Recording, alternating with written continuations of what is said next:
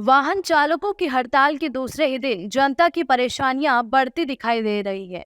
ईंधन की आपूर्ति ठप होने से स्टाफ खत्म होने पर कई पेट्रोल पंप बंद हो गए हैं। जो बचे हैं वहां वाहनों की भारी भीड़ लग रही है।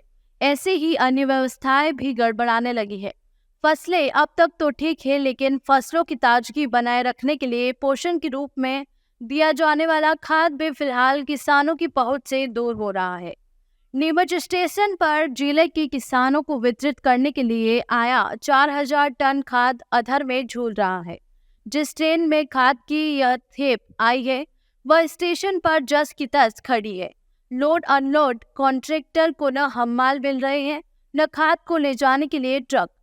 ठेकेदार का कहना है कि चालकों की हड़ताल के कारण खाद रैंक में ही डंप है। यदि खाद को नहीं उतारते हैं तो 9,000 रुपए प्रति घंटा के मान से रेलवे को शुल्क देना पड़ेगा। भाड़ा अलग है। क्योंकि वो जो बस वालों की जो हड़ताल चल रही है, हम उसके विरोध में नहीं है, पर इनके जो जो अभी नया कानून आया है वो जरूर गलत है। पर यहाँ पर जो रेक लगा हुआ है, जो कंपनियों का माल पड़ा हुआ है और जो दूसरे जो प्लांट है जहाँ जिनको रोज डिस्पैच करना जरूरी है, उनको बहुत नुकसान हो रहा है। अब आप देखिए यहाँ पर पीछे आपको दिख रहा होगा, ये 4,000 टन का माल आया है और सरकारी खाद है। ये सरकार को सप्लाई करना जरूरी है, किसानों तक माल पहुंचना बहुत जरूरी है, उनको फसल में उपयोग में आएगा ये वाला खाद। अब इसमें हमको 9,000 रुपया घंटा डेमरेज लग रहा है 1 घंटे का। अब ट्रकों की कमी होने की वजह से हमको सारा माल नीचे जमीन पे भी डंप करना पड़ रहा है, तो एक तरह से ये नुकसान ही है। किसी भी तरह का हो, भले सरकार को हो, कंपनी को हो, पर नुकसान तो नुकसान है। तो इसलिए हम सरकार से मतलब रिक्वेस्ट करते हैं कि जो भी है नियम में बदलाव करे और ट्रक वालों को समझाए कि वो ट्रक लगाए और ट्रक चलाए, जिससे जो हमारी आर्थिक स्थिति, कंपनियों की आर्थिक स्थिति में सुधार हो एवं काम वापस सुचारू रूप से चालू हो। अगर ये ट्रकों की हड़ताल खत्म नहीं होती है तो यहाँ पे हमको नियम अनुसार रेलवे को किराया देना पड़ता है, जिसको कि रेलवे की लैंग्वेज में वारपेज कहते हैं। तो उसके अलग अलग स्टेशनों के अलग अलग नियम रहते हैं। कहीं पर 150 रुपया घंटे का लगता है एक वैगन का, कहीं पर 300 रुपया लगता है। तो एक फॉर्मूला रहता है जिसको मैं ऑनलाइन नहीं बता सकता आपको। ये आज हमारे पास 4,000 टन माल आया हुआ है, 58 वैगन आए हुए हैं। चालकों की हड़ताल खत्म नहीं हुई तो आर्थिक नुकसान के अलावा किसानों की तकलीफ भी बढ़ेगी। माल को प्लेटफॉर्म के पास खाली जगह में उतारा जाता है तो मौसम बिगड़ने की दशा में खाद बर्बाद हो सकता है। एक्चुअल अभी जो किसानों का जो सीजन चल रहा है, मतलब अब गेहूं की फसल में अधिकतर यूरिया खाद की जरूरत पड़ती है, और अगर खाद आकर रेलवे स्टेशन पे पड़ा है 4,000 टन और वो किसानों तक नहीं पहुंच रहा है, तो निश्चित रूप से किसानों को बहुत ज्यादा परेशान होना पड़ रहा है। वैसे भी खाद की किल्लत है।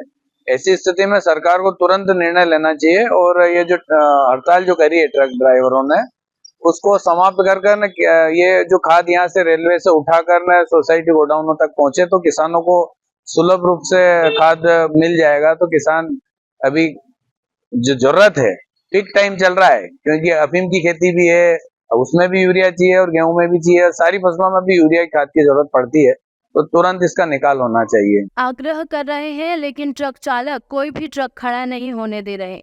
दूसरी तरफ ट्रक चालक अपनी पीड़ा बताकर सरकार द्वारा लागू नए कानून का विरोध कर रहे हैं। उनका कहना है कि नए कानून के मुताबिक दुर्घटना होने पर चालक को 10 साल की सजा और 7 लाख रुपए तक के जुर्माने का प्रावधान किया गया है। 10 से 15,000 रुपए महीने कमाने वाला ड्राइवर 7 लाख जुर्माना कहां से भरेगा और परिवार कैसे पालेगा। चालकों का कहना है कि हम पर थोपा गया कानून वापस नहीं लिया तो हड़ताल उग्र होगी। जी, इसके अंदर ऐसा है, नीमच शहर के जितने भी बस मालिक है, मोटर ड्राइवर जितने भी है, उसके अलावा यहाँ जो रेलवे पे जो गाड़ियां चलती है, रेलवे के ड्राइवर नहीं है, वो ड्राइवर सिर्फ अब रेक पॉइंट पे जो ड्राइवर गाड़ियां लेकर आते हैं, उन सबने भी मिलकर हड़ताल की है और कुछ गाड़ियां बाहर की गई थी। उन भाई लोगों को भी प्यार मोहब्बत से समझाया गया, भाई ये हो रहा है, ड्राइवर भाइयों के लिए हो रहा है, इसके साथ आप समर्थन आप भी दे कि गाड़ी ना चलाए, क्योंकि एक्सीडेंट कहीं भी हो सकता है। एक्सीडेंट आप यहाँ से भर के निकलोगे, यहाँ पे भी हो सकता है, कोई अम्माल लेकर आ रहा है, गाड़ी कट्टा लेके जा रहा है, तो ड्राइवर से गाड़ी उसमें भी जा सकती है। तो इस कारण चक्का जाम करा है इस काले कानून के खिलाफ। हम लोग ये चाहते हैं कि हम लोग ये चाहते हैं कि इस काले कानून का मतलब पालन किया, मतलब इसको हटाया जाए।